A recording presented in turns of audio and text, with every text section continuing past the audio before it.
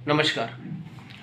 दरअसल देखा गया है कि जब बुध के लग्न और बृहस्पति के लग्नों की कुंडली होती है, जैसे मिथुन लग्न और कन्या लग्न और धनु लग्न और मीन लग्न, तो इन लग्नों में जो है केंद्राधिपति दोष लगता है। जैसे कि यदि मिथुन लग्न की कुंडली है तो चौथे भाव के जो स्वामी होंगे बुध ही होंगे, और अगर मीन लग्न है तो जो है उसमें केंद्र में ही धनु लग्न आ रहा होगा, और धनु लग्न है तो केंद्र में ही मीन लग्न आ रहा होगा। तो ऐसी स्थिति में होता क्या है कि केंद्र में आने वाले ग्रह, जैसे मिथुन लग्न है तो 3, 6, 9, 12, पहला भाव, चौथा भाव, सप्तम भाव और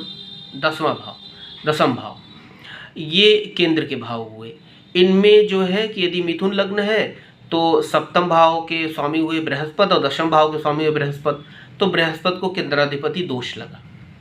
ठीक इसी प्रकार यदि बृहस्पति के लग्नों की कुंडली होती है, जैसे कि अगर मीन लग्न की कुंडली हो तो चौथे भाव के स्वामी हो गए बुध मिथुन राशि, सप्तम के स्वामी हो गए कन्या बुध राशि, और दसम के स्वामी हो गए स्वयं बृहस्पति, देवगुरु बृहस्पति, नवम भाव यानी धनु राशि, माफ कीजिएगा दसम भाव धनु राशि। तो ऐसी स्थिति में वहाँ जो है वो बुध को केंद्राधिपति दोष लग जाता है।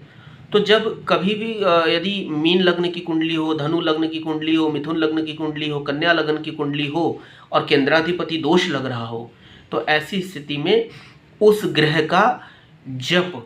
जो है बच्चे की आयु जैसे कि 8 वर्ष की हो जाए तो एक बार संबंधित ग्रह का जप करवा लेना चाहिए। यदि आपकी आर्थिक स्थिति ठीक नहीं है और आप जप नहीं करवा सकते हैं तो ऐसी स्थिति में कम से कम जो बीज मंत्र है और जो उस ग्रह के इष्ट देव हैं, प्रधान देवता हैं, जैसे देवगुरु बृहस्पति के जो प्रधान देवता है वो श्री गणेश जी हैं, और बुध के जो प्रधान देवता है वो श्री कृष्ण जी हैं। तो या तो इनकी आराधना पूजा करिए या तो इस ग्रह से संबंधित जप करवा लीजिए।